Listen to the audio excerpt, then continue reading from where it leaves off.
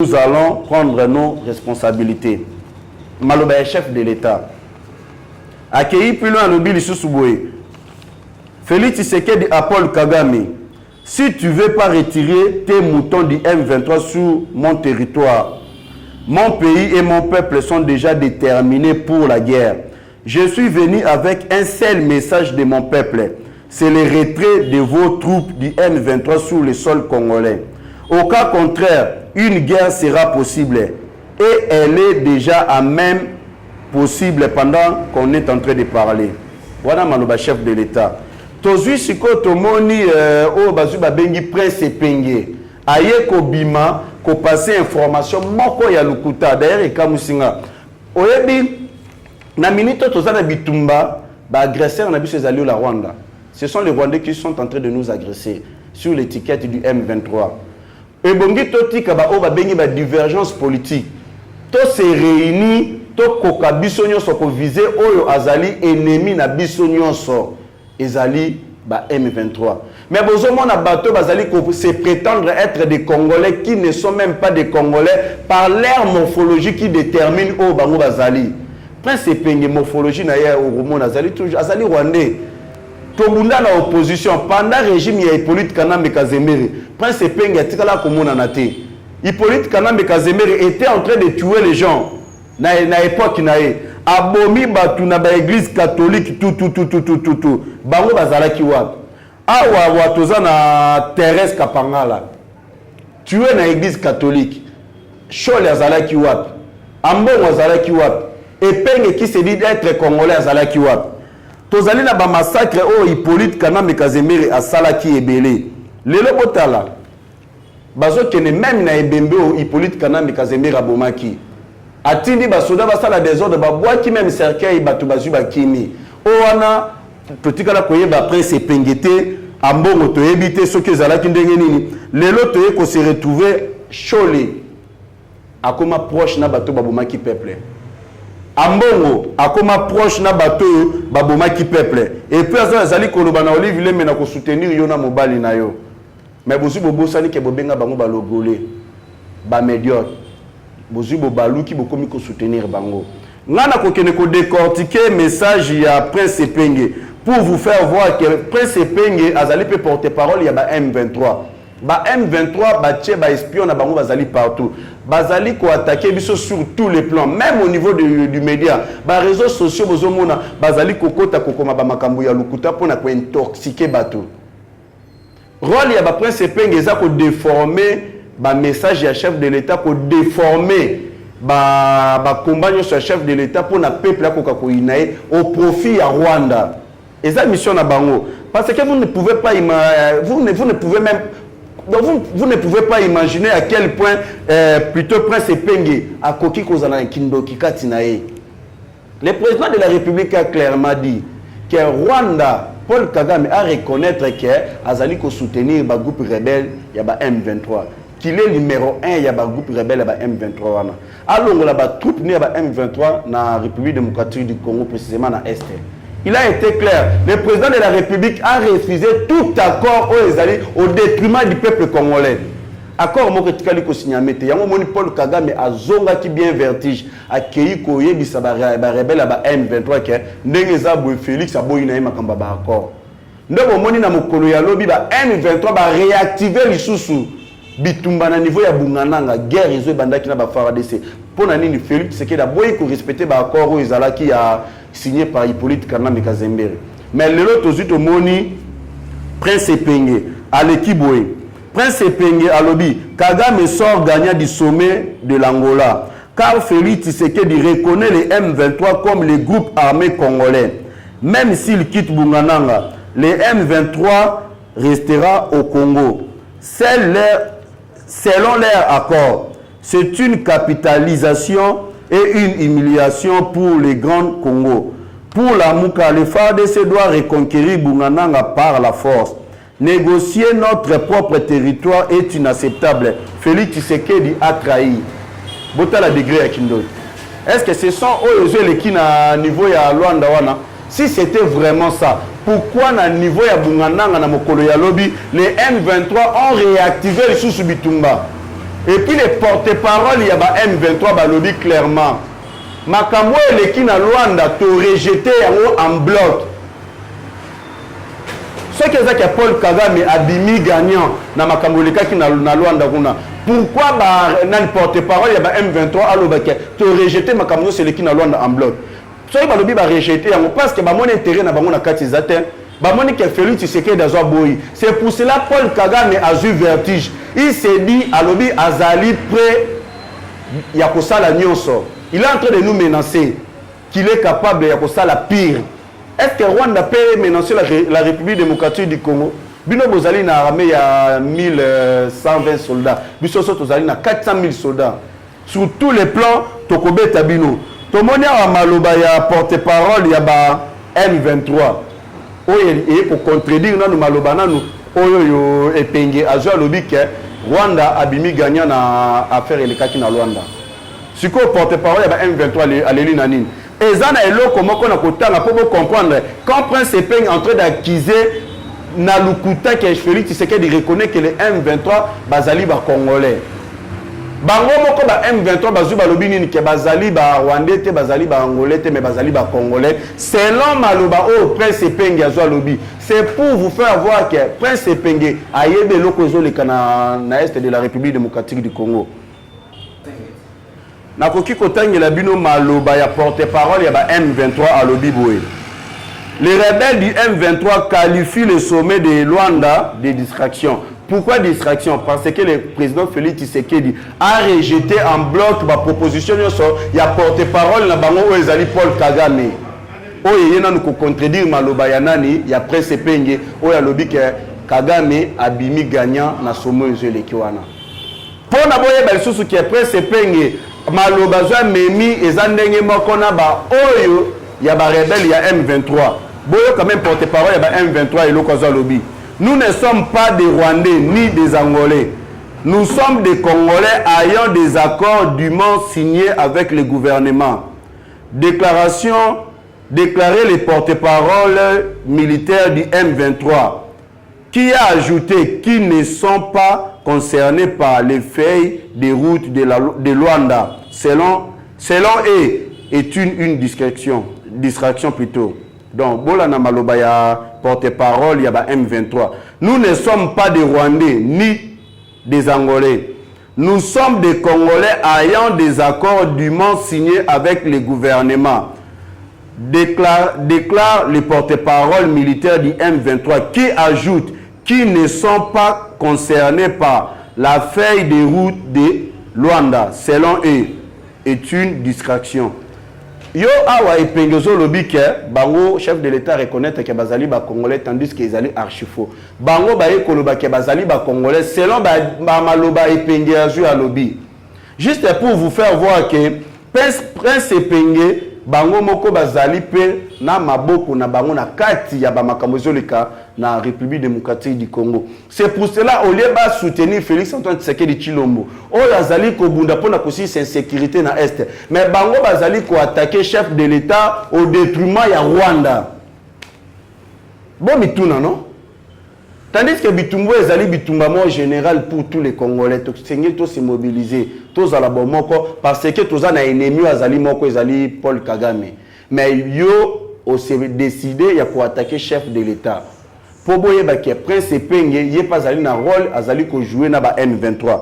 Ils ne sont même pas des Congolais. Cela et koki même pas ko kamusa biso. Président Félix Tshisekedi alobi boye. La RDC ne restera pas les bras croisés. La RDC ne restera pas les bras croisés face aux attaques du M23 appuyées par l'armée rwandaise. L'heure n'est plus aux négociations. Regagnons d'abord notre respect et les négociations viendront après. Félix Antoine Tshisekedi Tshilombo. Après avoir Kolobayango, Paul Kagame menace le pire. Si rien s'arrange, je suis prêt au pire. Wana Malobaya Paul Kagame na niveau ya RFI. Est-ce que Paul Kagame, tu es pire ou bien au Kosala Bisolo Moboya Mabé Biso en République démocratique du Congo? Est-ce que tu as la capacité de nous mettre tous KO? Au Kokokate Paul Kagame, d'ailleurs nous avons un président où Azali Kosto Kolekayo. Nous avons un président qui te fait peur, où Azobangi Sayo. Félix Antoine Tshisekedi Tshilombo a déboulonné le système dictatorial de Hippolyte Kanambe Kazembere. Hippolyte Kanambe Kazembere bazalaki na nani président de l'Assemblée nationale. Ezalaki na ni Jeannette et na ni plutôt na ni Janine Mabunda. A déboulonné et j'ai changé Papa Mbosa Koti. Na Sénat, ezalaki Alexis Tamwemwamba. A déboulonné na Baati Lukwe Bozo Vandi. Majorité dans l'Assemblée nationale et basculé et pas chef de l'État à créer l'Union sacrée. A déboulonné Joseph Kabila sur tous les plans militaires, a déboulonné partout. Yewana Lelo a révélé véritable identité à Paul Kagame que Yende Moutazali premier agresseur Nabiso. À la question que Paul Kagame Yende Moutabandaki Kubuma peuple congolais pendant plus de 20 ans. C'est ce que le président de la République a dit et puis a qu'il démontré grâce à la diplomatie naïe. Mais il y a d'autres Congolais qui sont en train de rêver, tandis que notre pays est menacé par le Rwanda. Tolandi même, vous comprenez que même le Makambaba M23 Oyo est même lié à la complicité na Ouganda. Il faut qu'on se dise la vérité parce que l'armée ougandaise avait aidé les M23 pour que contrôle na Bungananga. Toyoki même Ouganda balobi boye. Ouganda sont en train de dire au président Félix Antoine Tshisekedi Tshilombo bazali prêt à faire partir Rwanda ni M23. Ouganda balobi biso na Rwanda toza prêt à kolongola ba rebelle ya ba M23 sur le sol congolais. Ouganda. Pour vous faire voir que le mal est profond. Nous avons des adversaires là, Oyona nous tozali komona en face de nous, Oyona nous tozali même pas komona en face de nous, mais ba bomba mina cessé baza ko salo ba benga kabakuba. Le président Félix Tshisekedi na diplomatie na ya zali na yango parce que vous devez savoir que Mamadou Ndala Oyo a se sacrifié qui a bundaki pour na kosi sécurité dans l'est du pays. Baboma qui est parce qu'azalaki de père et de mère azalaki na bolingo ya ko changer image à mabe azalaki na est wana na koboma peuple congolais. Mais tandis que makambo banda ko salema wana ezalaki commerce ya Rwanda na Hippolyte Kanambe Kazembere tandis pendant temps azalaki président de la République démocratique du Congo. Mais je félicite Félix Antoine Tshisekedi Tshilombo la décision où il y a des pères et des mères. Le lieutenant général Suleiman Yaf, commandant de la 3e zone de défense de FARDC, va désormais conduire les opérations de l'armée contre les M23 et alliés. À Tchesko, moi, Nayamboka, des pères et des mères, à s'occuper de Makambo et Zoleka na Est, à conduire nos FARDC pour traquer tous les rebelles. Boye ba que le mal Namboka na biso ezalaki tellement si profond beaucoup qui jamais qu'on imaginer. Oh les qui nous quitté comment vous pouvez nous expliquer affaire Oyo James Kabarebe azali na 63 ans. James Kabarebe 63 ans. Rwandais, il fut officier des services de renseignement en Ouganda avant 1994, chef d'état-major de la République démocratique du Congo entre 1996 et 1998, puis ministre de la Défense du gouvernement rwandais de 2010 et 2018. Il est le seul de la région à avoir pu occuper successivement des hautes fonctions politico-militaires dans les trois différents pays, Ouganda, Rwanda et la RDC, avec sa nationalité rwandaise. Bota la degré à Kindoki. James Kabarebe o azali rwandais. Azalaki nani officier ya service ya renseignement na Ouganda. Yewana yaki kokoma sous chef d'état-major en République démocratique du Congo.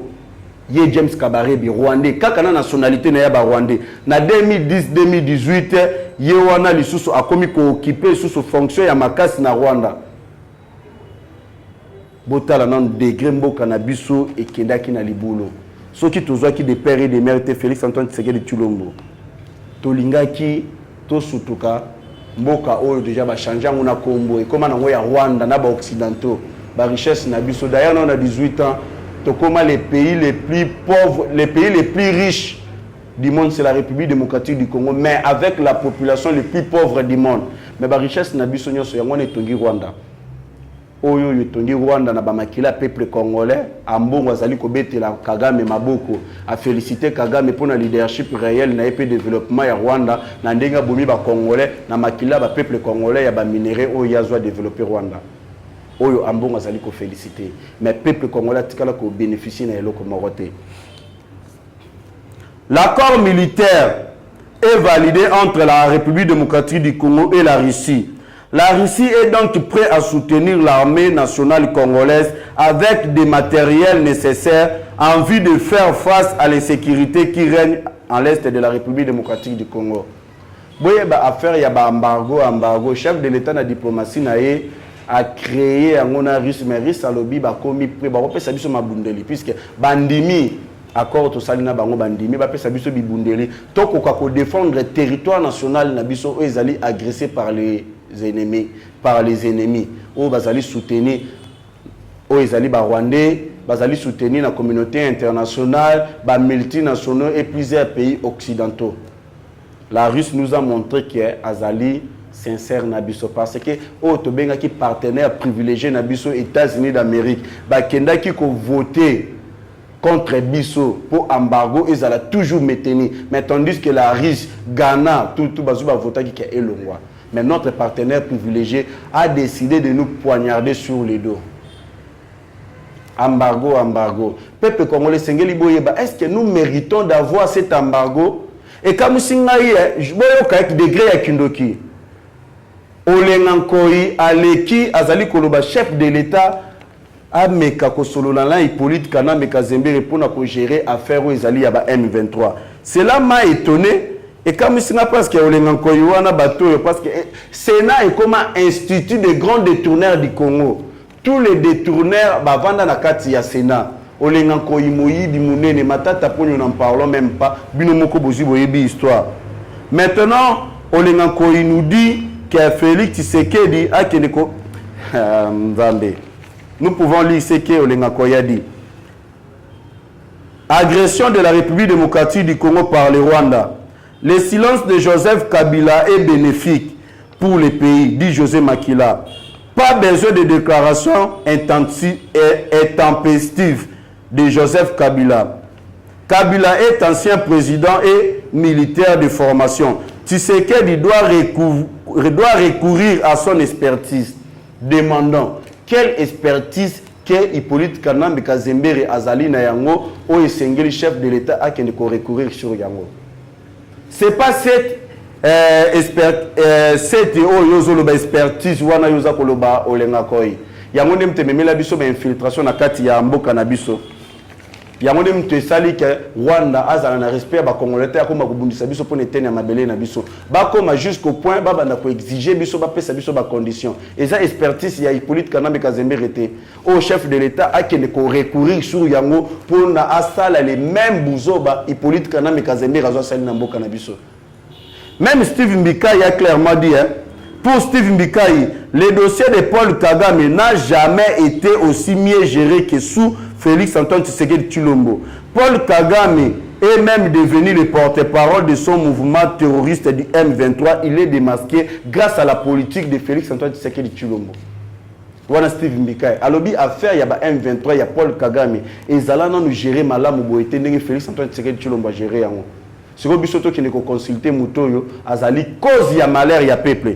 Yo José Makila Makambozo lobi il faut eba. Si la RDC est sous l'embargo depuis 2008 de ne pas acheter les armes, c'est suite à des mouvements de rebelles créés par Joseph Kabila. Oh bisoto qui ne tout qui ne recourir na expertise na pour tout ça ni to créer ba groupe ba rebelle pe ndenge ya créer qui oh lenga ko yozali koloba.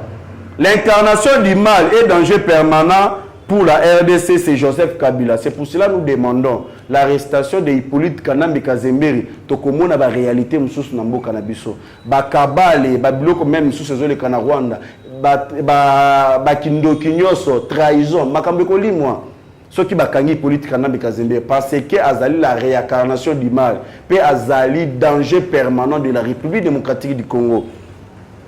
Yozolo ba expertise ya Joseph Kabila. Tozo qui n'est toujours lenga koi. AFDL, RCD, CNDP, M23, Tuiranero, Ngoumino, tous ces groupes de terroristes rwandais ont été intégrés dans le gouvernement et l'armée congolaise grâce à Joseph Kabila. Sur le talent des rebelles, tous les rebelles, bakotia bango na kati ya armée na biso, bakotia bango na kati ya gouvernement na biso. Wana ezali expertise ya Hippolyte Kagame Kazemere, oyozo le chef de l'État a recourir sur yango. Olenga Nkoi. Oza papa, oza responsable, ça est la maïl. Parce que Toyebi Hippolyte Kagame Kazemere a réussi à commettre tous les professeurs babourik. Abomi jeunesse ya peuple congolais. Abomi ba société nyonso ya l'État. Aye ko créer les biseux. Ya ba Guinée, ba Paris Foot, ba biloko moko kaka pona ko boma jeunesse congolaise. Maintenant c'est ce que yozo ba biso to qui ne ko recourir sur son expertise. Yango to ko bana Olenga Nkoi, Tika Ambriema, Tika Kindoki. Le Congo appartient aux Congolais. Na félicité pour tout Gentini Ngobila na idée mala moizui. Gentini Ngobila a dit ceci. Parce que moi je suis comme ça. Moi je ngana kendaka na gauche à droite était ceux qui mutasali lora malam. Je l'ai dit clairement sali lora malam. Oh ya sali ya mabe na kolobango clairement que sali ya mabe. Gentini Ngobila a eu décision ya malam pour combattre l'infiltration en République démocratique du Congo. Potoye ba qui est qui. Gentini Ngobila s'est décidé, il y a la identification de tous les étrangers au Bazali na République démocratique du Congo, na ba expatriés. Tous les étrangers et sengeli ba identifier bango, ba banda ko tambola na carte de résidence. C'est une bonne idée à féliciter. Gentini Ngobila akoki kozala peut-être na ba mabe o ba tumsusu ba kondana kae.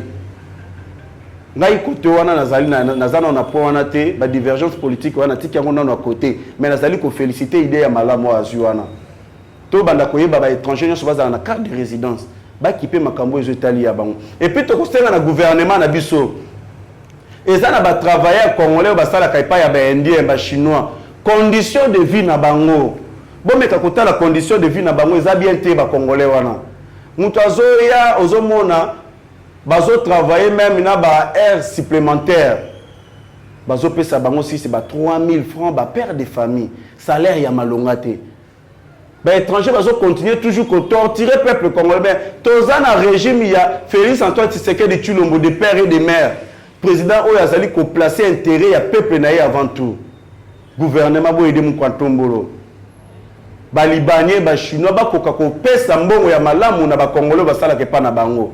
Ba vie au bazo mener le peuple congolais wana isa bien été. Je félicite d'abord même le ministre de la communication Patrick Mouyaya. Auti ko benda mato wana ezo kene même pour prince Penge na batu mususu bazo mema affaire oyo toza na yango na Rwanda tandis que toza agressé na Rwanda bo banda ko kotisa ba divergence politique na kati non. Na tango toza na ennemi moko. Patrick Mouyaya rappelle ceux qui critiquent le président Félix Antoine Tshisekedi Tshilombo à l'ordre. On ne peut critiquer les chefs de l'État comme en politique. On ne peut pas critiquer les commandants suprêmes en état de guerre. C'est ce que Patrick Mouyaya dit. Alobi, ceux qui critiquent le président Félix Tshisekedi, Azongisi Bangon Nzela. Alobi, on peut critiquer les chefs d'État comme en politique. On ne peut pas critiquer les commandants suprêmes en état de guerre. Voilà même Patrick Mouyaya l'a condamné. Boye Bayango qui a un mboka Congo et ça toujours yaba congolais. To équipé de l'autre côté, Jean-Marc Kabouni Akobima pour rendre officiel parti politique na Oyazo a créé puisqu'on a dit plusieurs Mikolo silence radio baebi position a été alongwa qui na IDPS parce que Yende Muto azalaki comme c'est Azalaki président intérimaire il y a IDPS aye kolongwa Augustin Kabuya je lui salue place Azali na réforme bandi ko sala déjà dans notre parti IDPS na ndenga zongisi ba pouvoir na ba cellulaire et puis na ba sanctionnaire tout tandis que ba cellulaire bazalaki oublié a sombi ba kiti pour na kopesa na ba cellule na biso ya IDPS a sombi même na ba permanence na ba niveau ya ba province kuna pour na parti na biso IDPS na ba drapeau azali ko partager pour na visibilité à notre parti. Augustin Kabuya, il faut qu'on se dise la vérité, Moussala Kitoko. Moi je suis comme ça. ya mabena koloba oya sali ya malamu na koloba. Jean-Marc Kaboundi va briser le silence dans quelques jours. C'est une bombe médiatique qui se prépare depuis quelques jours à Kingabwa. L'ancien président AI de l'IDPS Tshisekedi et député national Jean-Marc Kaboundi va pour la première fois se prononcer devant la presse congolaise depuis sa démission de la vice-présidence de l'Assemblée nationale. Balobi na sorti na epa Kobimawana a copié sa position sur Makambo yo Italie à parti politique naï. Nambo Kanabiso tozali na ba journaliste d'investigation te. Toza ba journaliste d'investigation te. Ba journaliste ba bandi ko zwelo ko eza mondial. Ba kotisango na politique ba banda ko critiquer le gouvernement en place, ko critiquer le régime et chef de l'État. Toyebi affaire ya carburant eza mondial. C'est pas seulement chez nous. Eza mondial affaire ya carburant. Eza même lié na guerre ya Russe contre Ukraine. Yango bozi bomoni hausse des prix. Je me demande parfois, les gens, je n'arrive pas à comprendre, les carburants revus à la hausse en République démocratique du Congo. Le peuple d'abord aux abois. Boyo Kananu. C'est en plus c'est ça page il y a Peter Chan. Bon t'as le degré à Kindoki. Bon t'as na journaliste d'investigation té. Bango bazanga baliaka na bango bambongo ya ba soi-disant ba opposants, soi-disant les étrangers. Peter Chan hier mutape saraembo za Moïse Katumbi na komba Soria no Danyora missile. Et l'autre c'est solo le ban na peuple. Bozate ba journaliste o bokoma ba journaliste ya ba individu. Ba journaliste ba travailler kapona mbongo. Non. Expérience na bino. Oh bozi botangeli. Bon mec bochango na nzela. Bozondi mabosa la toujours corrompu. Pourquoi? En train de dire quelque chose aux alliés bêtises, qu'on a tissé IDPS. Mais tandis que la hausse des prix à carburant est mondiale. C'est pas seulement chez nous, partout dans le monde. Et ça, c'est eux menti. Mais Peter Chan est en train de tweeter à Zoloba. Les carburants revus à la hausse en République démocratique du Congo. Les peuples d'abord aux abois. Pauvre RDC. Jusqu'à quand durera-t-on calvaire? Talala de Grec Indokabako. Il y a des Congolais, soi-disant journalistes, même pas des journalistes d'investigation. Ils sont en train de travailler dans le Bandoki à Congo. Merci beaucoup. Même la France 24, elle a reconnu que l'histoire est qu'au Kangamokolo Yali 6, 7e mois 2022, que Paul Kagame a représenté le rebelle du M23. Paul Kagame est le numéro 1 des terroristes du M23 qui a signé en Angola les retraits de ses agents à Bungandanga. A signé le retrait à agents au M23 terroristes au niveau de Bungandanga. Paul Kagame. Mais pour le moment, on se demande, communauté internationale, tout ça coûte parce que derrière Bamakambo Zolikana Est. Mais l'essentiel qui est Mokili Mobimba Izou et Moni Yango, chef de l'État Fachi Beto a révélé na Mokili Mobimba que Rwanda bazala toujours bandoki à Congo pendant plus de 20 ans pour peuple congolais. Plus de 12 millions de peuples bakoufi na Est de la République démocratique du Congo. Même à complicité dans la MONUSCO. C'est pour cela nous le peuple congolais, nous devons faire la marche pacifique pour exiger le départ de la MONUSCO sans condition. MONUSCO banda ya République démocratique du Congo o yazali na bibundeli o fa de sazana yangote ba armes sophistiquées, ba drones de guerre, ba hélicoptères de guerre, ba armement o ya makasi. Mais banda bazuba ya ba groupe ba rebelle comme ils sous belé boye beaucoup 120 groupes ba rebelle mais koya na bino bazuba comme plus de 300 000 groupes ba rebelle. Mission na bino ezani bokoma koyiba ba minéraux bokoma ko collaborer na ba M23 ko pesa bango même na ba minduki ba créer toujours insécurité pour bino bozala wana pour boyebi que soki insécurité si la République démocratique du Congo donc MONUSCO a sur une mission na été car le président Félix Antoine Tshisekedi aloba kiboye en 2024 retrait à MONUSCO na République démocratique du Congo ils ont réactivé la guerre na Est pour ka bazala toujours maintenir wana. Nous, le peuple congolais, nous demandons le départ de la MONUSCO sans condition. Donc, ça marche pacifique pour MONUSCO à Kende. Ennemi numéro 1 de la République démocratique du Congo. Car l'insécurité qui règne à l'est de la République aussi fait partie de la MONUSCO. La MONUSCO sont aussi des complices. Awa Tozali, Awa, merci beaucoup, Nafachi Béton, le président à la grande taille du Grand Congo, l'homme qu'il faut à la place qu'il faut. Pour motiver la police Nabiso, Yakoyeba Kosala Musala Malam. La police va au niveau ya Nord Kivu, au front place Bitumba Ezali. Pour motiver Bango, une prime de $20 sera désormais accordée chaque mois à tous les policiers de la province du Nord Kivu pour les encourager. Annonce faite à la presse ce jeudi le 7 juillet 2022 par les commissaires provinciaux de la PNC au Nord Kivu au cours d'une parade. Les policiers au bazali na front au bazali na Nord Kivu kuna ba kopesa bango ba prime chaque fin du mois pour encourager bango ba koka toujours kosala musala malamu. Ah Mukwantombolo Fachi Beton. Na yepé sur na dossier ma Vital Kamerhe parce que Vital Kamerhe lui-même azali étranger. Vital Kamerhe azali burundais. Parce que Azana frère n'a propre de père et de mère, maman moko, papa moko. C'est pas que papa différent, maman moko, ou bien maman différent, papa moko. Non, papa moko, maman moko. Patrick Kamerhe, Azali à Londres, Azali 100% burundais. Mais par quelle magie ici on se retrouve avec Vital Kamerhe qui se dit être 100% congolais. Botala des gars qui nous donnent.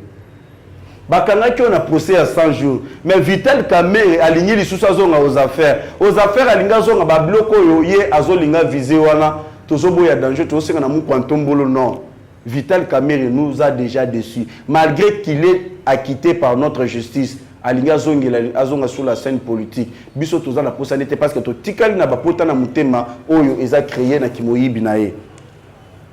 Vital Kamerhe prochain ministre ou prochain coordonnateur du projet de 145 territoires. Non, Vital Kamerhe à la prochaine ministre. C'est parce que nous avons vu même dans les réseaux sociaux, il y a UNC en train de partager des trucs pour Nakaka, intoxiquer peuple. Bozolo Vital Kamerhe prochain ministre ou prochain coordonnateur du projet de 145 territoires. Depuis son acquittement, le président de l'UNC est plébiscité comme les remplaçants de Sama Lukonde. Selon d'autres sources, Kamerhe pourrait piloter le projet de 145 territoires, un projet financé à hauteur de 1,5 milliard de dollars par Félix Tshisekedi. La botika ba avantina magamba Kamerhe biso tokobo yango catégoriquement. Kamerhe ne peut pas devenir le premier ministre en République démocratique du Congo. Niet tobo yango. Kamerhe ne peut pas aussi être le coordonnateur. Il y a projet, il y a 145 territoires oyo mbongo bati yango en disponibilité 1,5 milliard. Toboyi Kagama Zoyadani Vital Kamerhe Zoyango akoyiba yango en désordre. Tozali ko s'imposer contre yango. Toboyi yango vraiment. Aussi, je félicite le ministre des Affaires étrangères, Christophe Lutundula, qui se bat Tongo Boutou pour dénoncer tous les massacres qui se passent à l'Est. Azali Kobunda, Alexis Bolingone, Yamboka, Alexis Péculé de père et de mère. Christophe Lutundula, au sujet de la reconnaissance de la présence des troupes rwandaises sur le sol congolais par Paul Kagame. Je ne pourrais pas l'affirmer, mais dès lors que le Rwanda participe à l'idée du retrait, c'est-à-dire qu'il a un rôle à jouer. Là, Malobaya Christophe Lutundula, au sujet de la reconnaissance de la présence du troupe rwandaise sur le sol congolais par Paul Kagame. Je ne pourrais pas l'affirmer, mais dès lors que le Rwanda participe à l'idée du retrait, c'est-à-dire qu'il a un rôle à jouer. Tant que Paul Kagame a participé na makambo salemi ya retrait ya ba M23 na kati ya sol congolaise, donc azana rôle azali ko jouer. Christophe Lutundula a clairement réclairci likambo ezali wana. Fachi Beton, le président à la grande taille du Grand Congo. Awa Baouti Kopé Sabiso, il y a une information qu'on vient de nous envoyer par câble Nabiso sur. Les populations congolaises des villages occupés par les M23 refusent d'obtempérer à l'ordre des rebelles de Kigali. Le village et la cité de Bungananga occupée par les M23 sont en majorité vidés de la population qui a refusé de cohabiter avec les rebelles terroristes et d'obtempérer à leur ordre. Voilà.